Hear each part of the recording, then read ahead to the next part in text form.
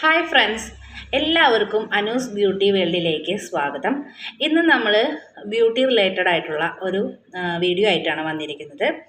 നമുക്ക് നമ്മുടെ ബ്യൂട്ടി പാർലറുകളിലോ അല്ലെങ്കിൽ നമ്മൾ പേഴ്സണലായിട്ട് യൂസ് ചെയ്യുന്ന ഏതെങ്കിലും ക്രീം, ഫേസിൽ അപ്ലൈ ചെയ്യുന്ന ക്രീമുകൾ, നമ്മൾ യൂസ് ചെയ്യുന്ന ക്രീമുകൾ നമ്മൾ തിരഞ്ഞെടുക്കുമ്പോൾ ഏറ്റവും കൂടുതൽ നമ്മൾ തിരഞ്ഞെടുക്കുന്നത് എന്ത് നോക്കിയിട്ടായിരിക്കും?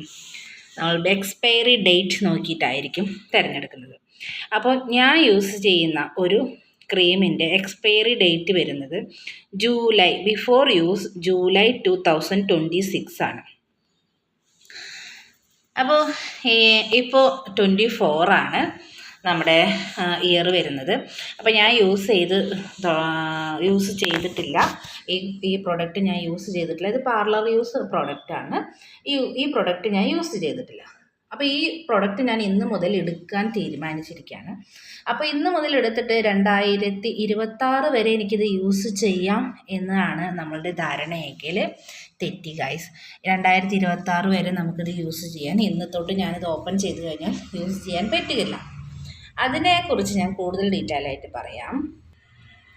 അതായത് നമ്മൾ ഈ ഒരു ബോട്ടിൽ നമ്മൾ ഇന്ന് തൊട്ട് ഓപ്പൺ ചെയ്ത് കഴിഞ്ഞാൽ, ഓപ്പൺ ചെയ്ത് കഴിഞ്ഞിട്ട് ഉള്ള എക്സ്പയറി ഡേറ്റ് എങ്ങനെ അറിയാൻ പറ്റും? എല്ലാവർക്കും അറിയാൻ പറ്റും. അവർക്ക് ഇങ്ങനെയൊരു ബോട്ടിലിൽ ഇങ്ങനെയൊരു ചിഹ്നം കൊടുത്തിട്ടുണ്ടാകും. കണ്ടോ? ബോട്ടിൽ ഓപ്പൺ ചെയ്തിട്ടുള്ള, കറക്റ്റ് കാണിച്ചു തരാം. ഞാൻ ഓപ്പൺ ചെയ്തിട്ട് എത്ര നാൾ ഇത് യൂസ് ചെയ്യാമെന്നുള്ളത് ഇതിൽ കാണണമെന്ന് എനിക്കറിയില്ല. ക്ലിയറായിട്ട് സൂം ചെയ്ത് കാണിച്ചു തരാം. 18 മന്താണ് നമുക്കിത് യൂസ് ചെയ്യാനുള്ള അനുമതി ഉള്ളൂ. ഓക്കെ, അപ്പോൾ 18 മന്ത് എന്ന് പറയുമ്പോൾ ജൂലൈ 2026 വരെ നമുക്ക് അനുമതിയുണ്ട്. പക്ഷേ ഇത് ഓപ്പൺ ചെയ്ത് കഴിഞ്ഞാൽ ഓൺലി 18 മന്താണ് നമ്മളിത് യൂസ് ചെയ്യാൻ പാടുള്ളൂ.